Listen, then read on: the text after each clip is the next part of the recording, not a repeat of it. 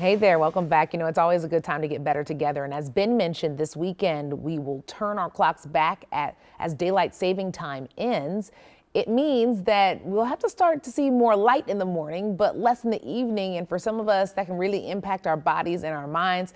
Sleep in general is hard to get as an adult, right? So, of course, we have to introduce you to Dr. Khalil, the director of Sleep Medicine Clinic at mHealth Fairview, here to let us know what we need to know. I always say that we get very smart in a small amount of time. So thank you so much for being here, Dr. Khalil. Thank you for having me here and giving me the opportunity of talking. Absolutely. We were just talking about this. What happens when we have this daylight saving time and things get all wonky and changed for our sleep? Yeah, so we have trillions of clocks ticking in our body, and they need synchronization. And the cue they get is from the environment, and the most potent one is the sunlight. And if you shift the sunlight one way or the other, or the exposure or the opportunity of it, that's like a jet lag. So think about you traveling few time zones one way or the other, and what ends up happening with this is that you feel a bit kind of out of place, quizzy, almost nauseous sometimes, depending on how many time zones you have traveled to. And most of us will get over this in about 2 to 3 days, maybe up to about a week. But some within us are more prone to the side effects of this problem.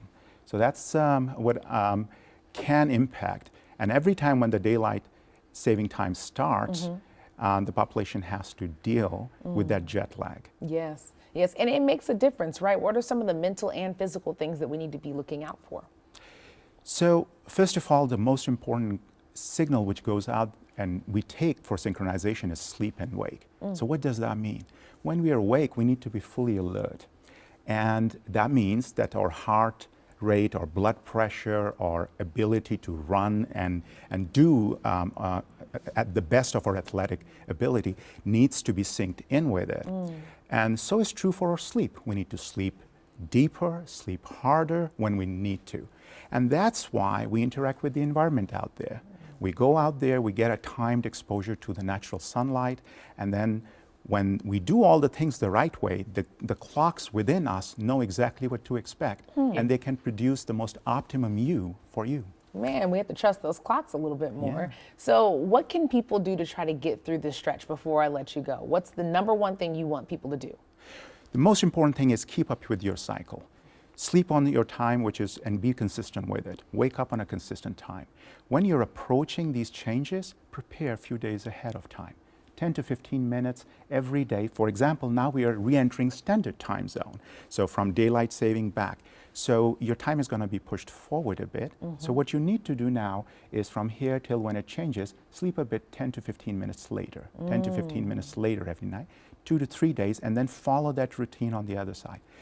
Importantly, you need to find natural sunlight and get yourself exposed to it. Oh, man. Thank you for making us a little bit smarter, Dr. Khalil. And of course, we'll have more info for you on KARE11.com/noon. Let's get one more check of our forecast. Well, a little bit of sunshine, which is some nice sunlight to see. I think we're going to stay on the sunny side heading into tomorrow as well. 47 today, feeling a little cooler as